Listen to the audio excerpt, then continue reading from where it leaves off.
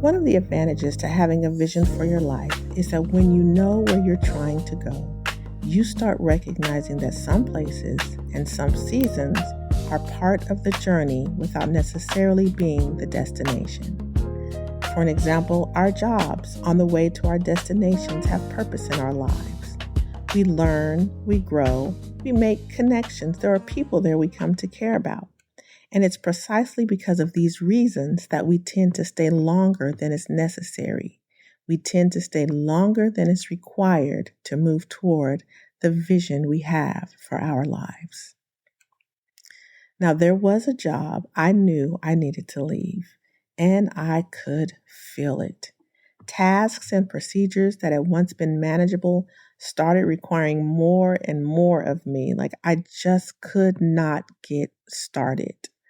I felt like I was constantly on the defense, and because of that, most days I had to make myself go to work. And I mean, it is beyond the Monday morning blues. I mean, I had to push myself to go and punch that clock because honestly, I felt like I was walking into a battle zone. Have you ever been there? And the battle zone is not necessarily from enemies. It's the friendly fire that you're protecting yourself from. And that's the worst kind because you never know where the bullet is coming from. But I kept going because bills need to be paid and because my standard of how I wanted to experience life required it. So I told a friend, a trusted mentor, and an adopted auntie what was happening. And she said, "Listen to me." And then she began to tell me her story. And after her story, she said to me, "Leave, Lee. It's not worth it." Just like that. That one sentence changed the trajectory of my path toward my vision for my life. I had already started feeling like the assignment was coming to an end, but I wanted to leave on my own terms. I had an idea about when I should leave, how I should leave, what should happen first, and what that transition should look like. I wanted to control the exit, and life was not cooperating with my little plan.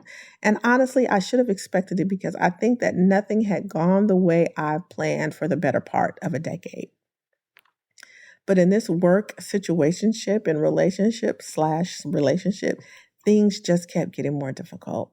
And instead of leaving, I began adjusting myself. I began shrinking so that I can stay. I started pulling away from people. I began to isolate myself from my colleagues, not fellowship during lunch, always have something to do. I kept my head down and I just tried to get through the day. I know I know that we've all been there. I would go in, do what I needed to do, and leave. And for a while, for a very short while, I thought I was managing and maintaining. But what I didn't recognize then that I know now was how much of staying, right? How much of me it was taking to remain somewhere I already suspected I had finished. And that's when another trusted voice said to me, "When the assignment is over, it's over." Now that has stayed with me. Constant listener, you cannot prolong the assignment. You cannot prolong a temporary stay just because you're not ready for the transition. Well, you can, but it'll cost you. Let's see. Eventually, I got to the point where I said, enough, I quit. Now, I am not telling anybody listening to this podcast to quit their job. Do not have Dr. Hollis and the 1 Degree to Victory podcast getting blamed when you don't show up Monday morning or when your life turns into a shambles. That is not what I'm saying. I am telling you what happened to me and the consequences and the cost of procrastination. What I couldn't see, right, while I was working. And that is that I was using capacity in a place that was no longer serving me instead of using it for where I was trying to go next.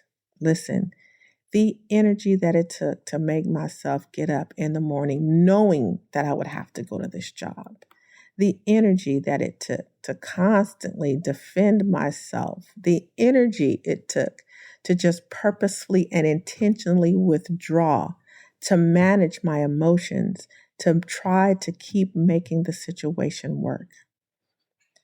Listen, once I stopped spending so much of myself trying to remain where I was no longer served, and quite honestly, I couldn't serve intentionally at the level of service that I wanted to give.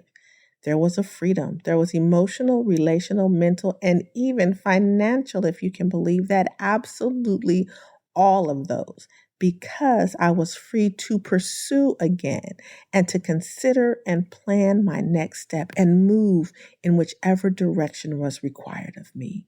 I promise you, constant listener, leaving that job opened the door for me to begin moving toward the vision I already had for my life. I regained my capacity to pursue what was next. I came to realize that what I was experiencing was the tension, the struggle of trying to stay somewhere while my life was requiring me to move.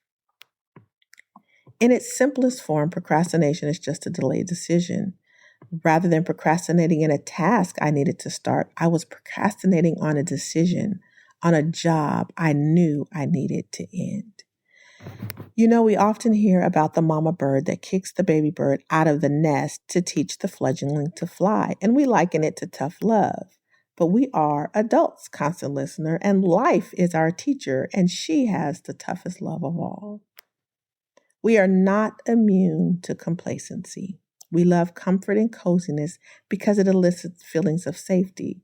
Just recently, my daughter plugged in our fireplace insert and snuggled down in her favorite throw as a storm raged on outside in the early morning hours. That's kind of how I felt in the job. It had been predictable, close to home, and the money was all right at the time. But let me pause right here and say, even with all of those in place, those comforters, I was limiting myself.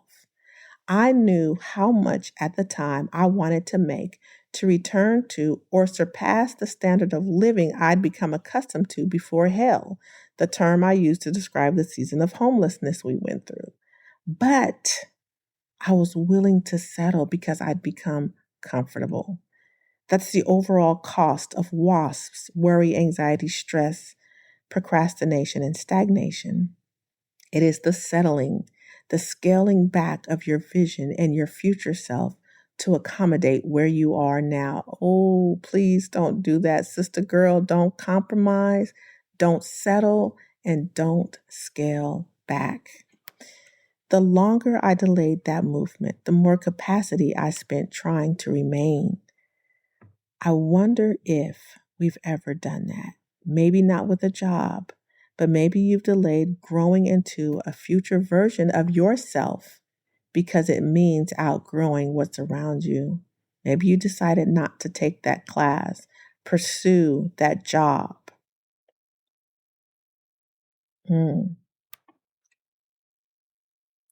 Can I tell you something? You are spending capacity occupying a space that is no longer meant for you.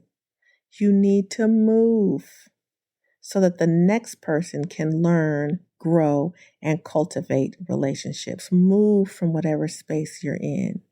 That space you're occupying actually might be someone's dream job, someone's dream home, right?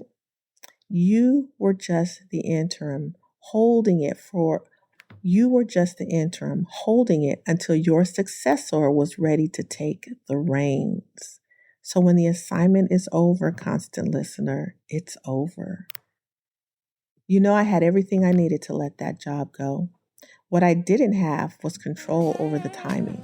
I wanted a smooth transition from one life station to the next with the absence of uncertainty.